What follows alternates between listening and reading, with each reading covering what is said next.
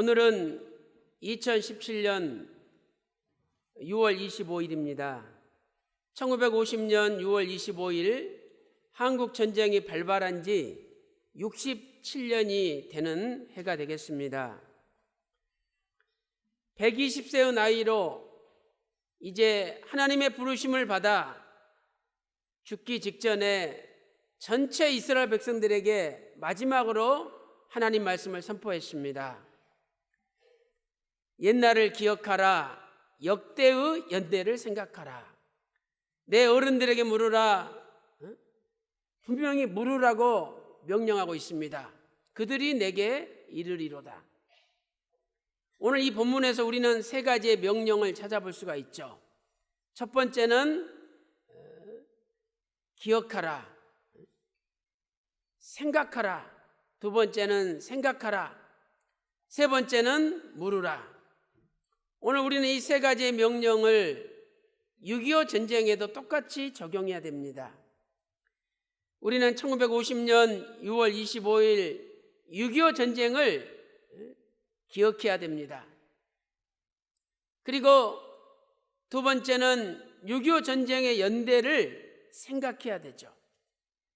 1950년 6월 25일 전쟁이 시작되어서 1953년 7월 27일까지 3년 1개월 2일 동안 전쟁이 지속된 그 연대를 기억해야 됩니다. 세 번째는 아비에게 묻고 어른들에게 물어야 되죠. 우리는 6.25 전쟁을 체험한 분들에게 물어야 됩니다. 그러나 안타까운 것은 점점 6.25 전쟁을 체험했던 분들이 한 분 한 분 세상을 떠나고 있는 거죠. 사랑하는 성도 여러분, 6.25 전쟁 67주년을 맞이하여 6.25 전쟁을 기억하고 역대 연대를 생각하고 그리고 실제로 참전했던 그 어른들, 아비들을 통해서 6.25 전쟁에 대해서 정확하게 깨닫는 저와 여러분이 되시기를 주님의 이름으로 축원합니다. 그렇다면 6.25 전쟁이 오늘날 우리에게 주는 역사적인 교훈은 무엇입니까? 첫 번째로 절대로 공산주의를 용납해서는 안 된다는 사실입니다. 이 지구상에서 공산주의는 절대로 용납해서는 안 됩니다. 6.25 전쟁, 민족 상잔의 비극적인 전쟁을 일으킨 자가 누구입니까? 바로 북한의 공산당 공산주의자들입니다. 1950년 6월 25일 새벽 3시에 북한 공산당 김일성은 비상내각회의를 소집하였습니다. 그러면서 거짓말을 늘어놨습니다. 오늘 새벽 1시에 남조선 국방군이 38선을 넘어서 인민공화국을 침공하였다. 그러므로 우리 인민군은 이제 이를 반격한다. 이런 거짓말을 늘어놨습니다.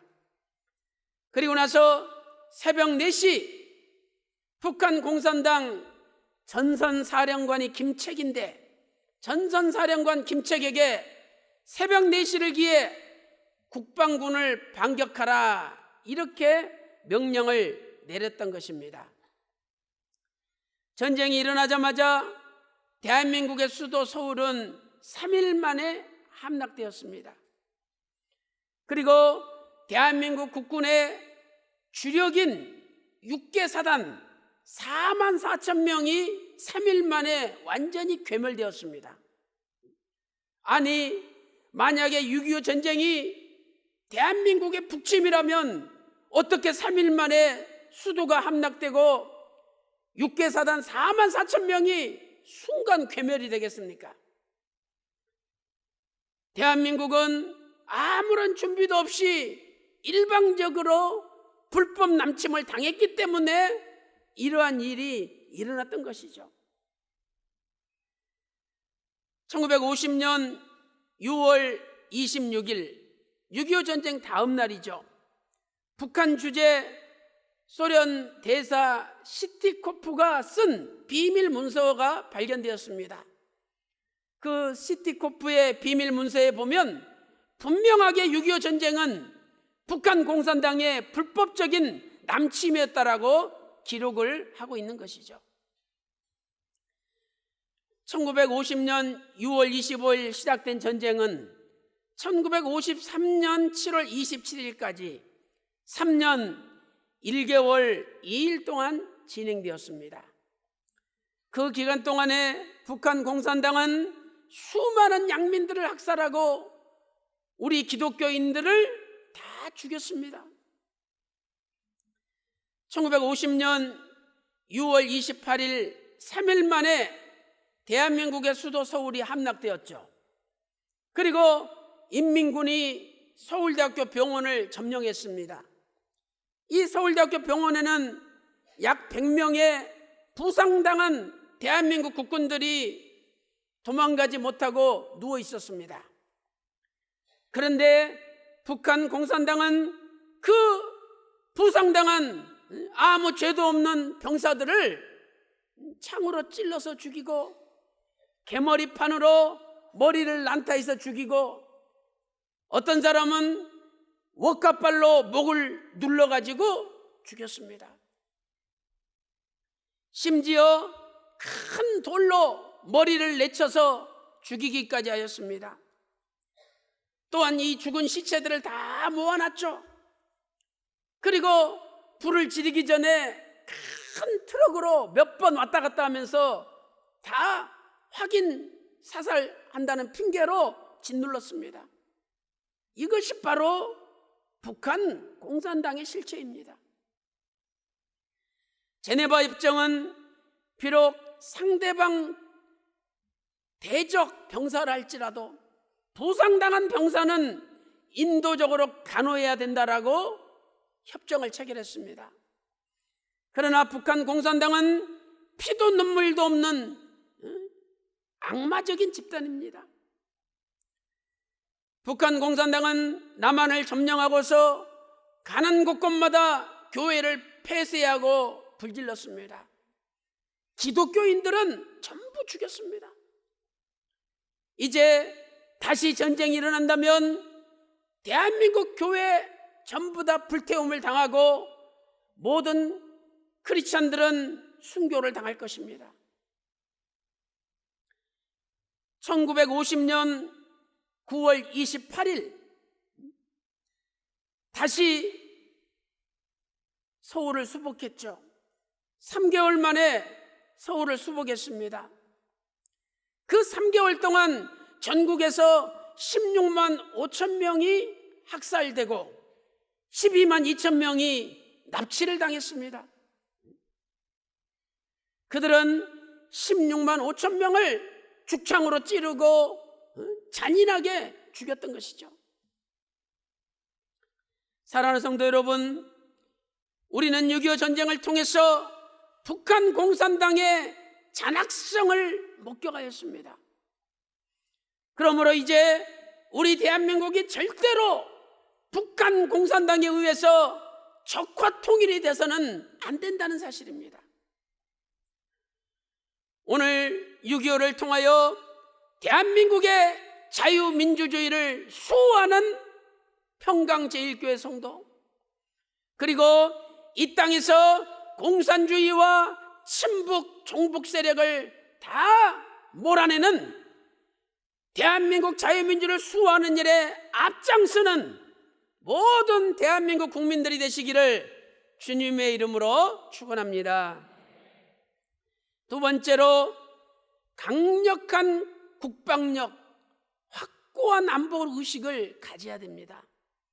강력한 국방력과 확고한 안보 의식을 가져야 됩니다. 당시에 남한과 북한의 군사력을 비교하면 너무너무 큰 차이가 납니다. 대한민국 군인들은 10만 5,752명이었습니다. 10만 5,752명.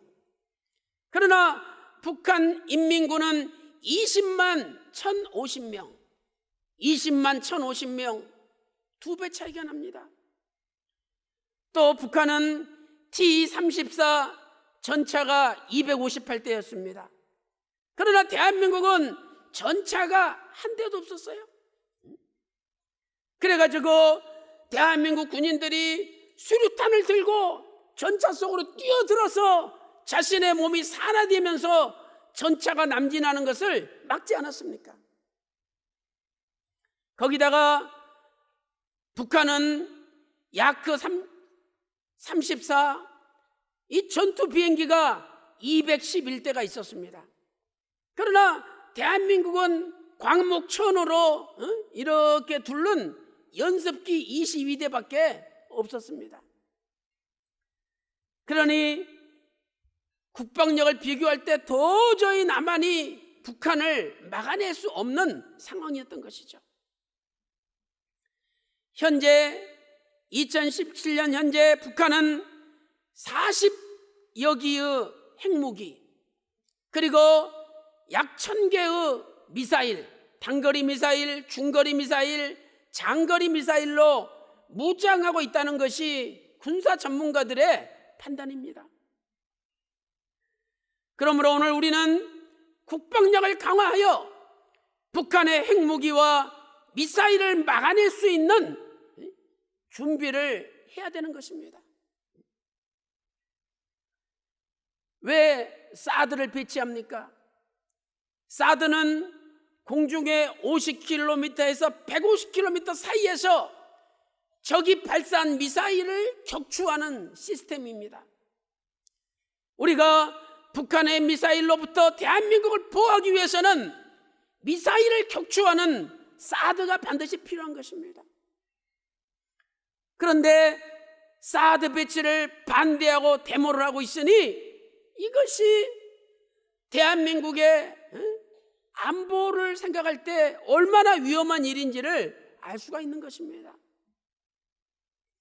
어제 그제 국방과학연구소에서 사거리 800km의 미사일을 개발해가지고 실험해서 성공하였습니다.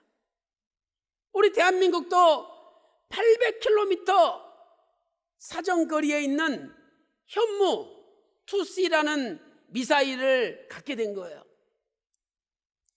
우리는 강력한 국방력과 함께 확고한 안보의식을 갖춰야 됩니다.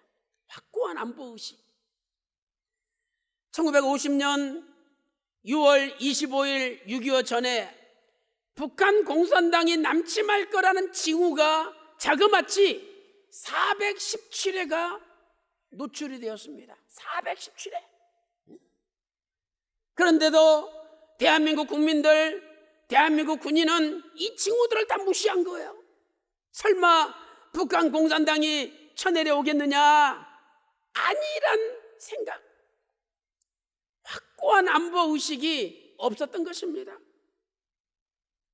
그래서 전쟁 일어나기 하루 전 6월 23일 0시를 기해서 전 군의 비상계엄령을 해제해버렸습니다. 그리고 모든 군인들한테 외박, 휴가를 허용해 줬어요. 그 결과 전쟁 당일날 어느 부대든지 전체 군인의 반, 어떤 데는 3분의 2밖에 없었던 거죠. 아니 10만 5,752명도 반밖에 안 되는데 또 그 중에 3분의 2 반이 없었던 거예요. 그러니 도저히 북한의 남침을 막아낼 수가 없었던 것이죠. 그때 대한민국 남한에 극장 가는 수많은 인파들로 붐볐고 술집은 수많은 사람들로 흥청되었습니다.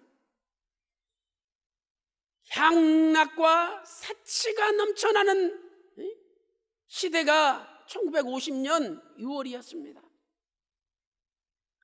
사랑하는 성도 여러분, 오늘날 우리는 대한민국의 현재 상황이 6.25 전쟁이 일어났던 그때와 흡사하다는 사실에 놀라지 않을 수 없는 것입니다. 확고한 안보의식, 그 무엇입니까? 그것은 모든 결정을 할 때 나라의 안보를 최우선으로 놓고 결정하는 거예요. 이것이 확고한 안보의식입니다. 국가 안보를 최우선으로 생각하는 정치, 국가 안보를 최우선으로 생각하는 경제, 국가 안보를 최우선으로 생각하는 문화와 교육, 바로 이것이 확고한 안보의식인 것입니다. 나라가 없는데 교회가 어디 있겠습니까? 그러므로 우리 크리스찬들은 교회를 사랑하고 더 나아가 나라를 사랑하고 지키는 일에 앞장서야 되는 것이죠. 또한 철저한 안보의식을 가지고 자기가 맡은 일에 최선을 다해야 됩니다. 사랑하는 성도 여러분, 맡은 바 직분에 충성해야 됩니다.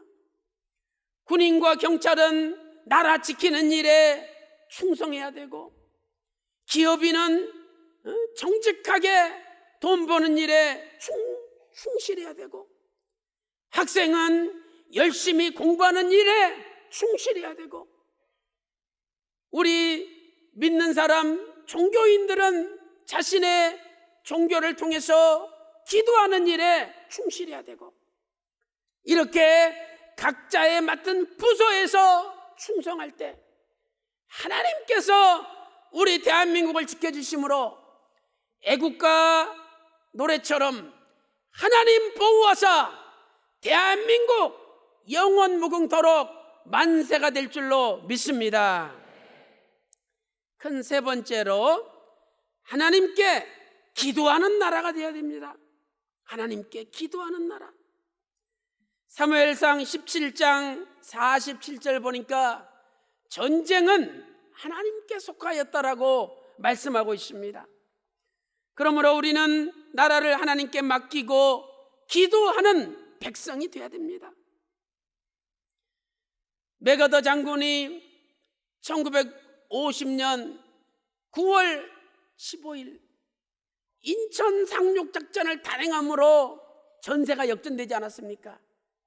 그 전까지 우리나라 85%가 북한 공산당에게 점령당했잖아요.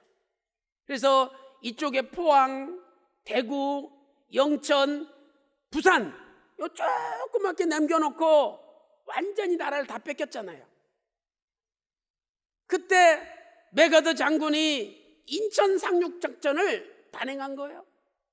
그래가지고 다시 인천을 점령하고 서울을 수복하고 허리를 끊음으로 말미암아 북한 공산당의 보급로를 차단시켜가지고 다시 남한을 회복한 거죠. 맥어더 장군이 인천 상륙작전을 준비할 때 모든 참모들이 반대했습니다. 밀물과 썰물, 간만의 차가 심하기 때문에 인천은 어렵다는 거예요. 하려면 저 군산이나 이런 데가 좋다는 거죠. 그때 맥어더 장군이 이렇게 얘기했습니다. 제군들이여, 내가 일주일 동안 간절히 기도하고 결정한 것이니 제군들은 나를 따르시오. 얼마나 담대한 고백입니까? 내가 일주일 동안 하나님 앞에 간절히 기도하고 결정한 것이니 제군들은 나를 따르시오. 그래가지고 맥어더 장군이 기도하고 인천 상륙작전을 성공시킨 거예요. 9월 28일 3개월 만에 수도 서울을 회복했죠. 그 다음날 9월 29일 12시에 수도 회복 기념식을 중앙청 앞에서 거행하였습니다. 그때 맥어더 장군이 이렇게 고백했죠. 하나님의 가호 아래 우리 유엔군 부대들은 마침내 이 유서 깊은 한국의 수도를 해방시켰습니다. 하나님의 보호심 때문에, 보호하심 때문에 수도 서울이 회복됐다는 거예요. 이렇게 기도하는 사람, 기도하는 백성이 있었기 때문에 대한민국이 살아날 수 있었던 것이죠. 우리는 성경을 통해서도 기도하는 백성이 될 때 하나님께서 나라를 지켜주신다는 것을 찾아볼 수 있습니다. 첫 번째로 사무엘 선지자 당시에 블레셋과의 전쟁이 있었죠. 얼마나 블레셋이 강한지 이겨먹을 수가 없어요. 그때 사무엘 선지자와 이스라엘 백성들이 미스바에 모여서 하나님 앞에 간절히 부르짖었습니다. 사무엘상 7장 9절 말씀 보니까 이스라엘을 위하여 여호와 하나님께 부르짖음에 여호와께서 응답하셨더라. 10절 말씀 보니까 하나님께서 큰 우레를 발해가지고 블레셋 군대를 다 흩어버리셨습니다. 예레미야 33장 3절에 너희는 내게 부르짖으라 내가 응답하겠고 네가 알지 못하는 크고 비밀한 일을 보여주신다라고 약속하셨습니다. 오늘도 부르짖는 기도가 있는 대한민국이 될 때 하나님께서 대한민국을 지켜주실 줄로 확신합니다. 두 번째, 엘리사 선지자가 있을 당시에 아람 군대가 도단성을 포위했습니다. 아람 군대가. 왕하 6장 18절 말씀 보니까 엘리사 선지자가 하나님께 기도하였죠. 하나님이여 저들의 눈을 어둡게 하옵소서 기도하였습니다. 그랬더니 순간 수만 명의 아람 군대 소경이 되어버렸어요. 그래가지고 왕하 6장 23절 말씀 보니까 다시는 아람 군대가 이스라엘 땅에 쳐들어오지 못하였다라고 말씀하고 있습니다. 세 번째, 이사야 선지자 당시에 아수르 군대 18만 5천 명이 쳐들어왔습니다. 이사야 선지자와 히스기야 왕이 밤새도록 눈물로 기도하였습니다. 하나님께서 히스기야 왕에게 이렇게 말씀하셨죠. 열왕기하 19장 20절 말씀 보니까 내게 기도하는 것을 내가 들었노라. 히스기야 왕이 기도하는 것을 하나님께서 들으셨대요. 그리고 그 밤에 하나님의 사자를 보내가지고 18만 5천 명을 순간 송장으로 만들어버렸습니다. 열왕기하 19장 35절 말씀 보니까 이 밤에 여호와의 사자가 나와서 아수르 진에서 군사 18만 5천을 친지라. 아침에 일찍 일어나 보니 다 송장이 되었다라고 말씀하고 있습니다. 사랑하는 성도 여러분, 대한민국이 하나님께 기도하는 나라가 될 때 대한민국은 소망이 있습니다. 대한민국이 하나님께 기도하는 나라가 될 때 하나님께서 대한민국을 지켜주십니다. 사랑하는 성도 여러분, 오늘도 기도하는 성도, 기도하는 교회, 기도하는 나라가 되어서 하나님께서 세세무궁토록 우리 대한민국 제사장 나라로 지켜주시기를 주님의 이름으로 축원합니다. 결론적으로 십자가가 있는 나라를 만들어야 됩니다. 십자가가 있는 나라. 십자가는 한마디로 위로 하나님을 사랑하고 옆으로 내 이웃을 내 몸과 같이 사랑하는 것이죠. 마태복음 22장 36절부터 40절에 말씀하고 있습니다. 실로 북한은 인권이 없는 나라입니다. 사람을 사랑하는 이웃사랑이 없는 나라입니다. 지금도 수많은 인민들이 굶주림으로 굶어 죽고 있는데 수조 원을 들여서 핵무기와 미사일을 개발하는 나라가 북한 공산당입니다. 오늘 우리 대한민국은 하나님을 사랑하고 이웃을 사랑하는 십자가가 있는 나라가 돼야 됩니다.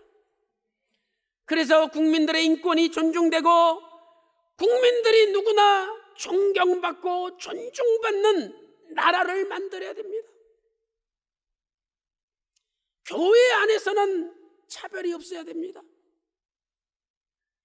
교회에서는 가난하고 없는 자나 몸을 제대로 가누지 못하는 장애우나 또 제대로 배우지 못하는 사람이라 할지라도 똑같이 존경받고 존중받는 교회, 존중받는 나라를 만들어야 되는 것입니다. 6.25 전쟁에서 나라를 지킬 수 있었던 원인 중에 하나가 유엔군의 참전입니다.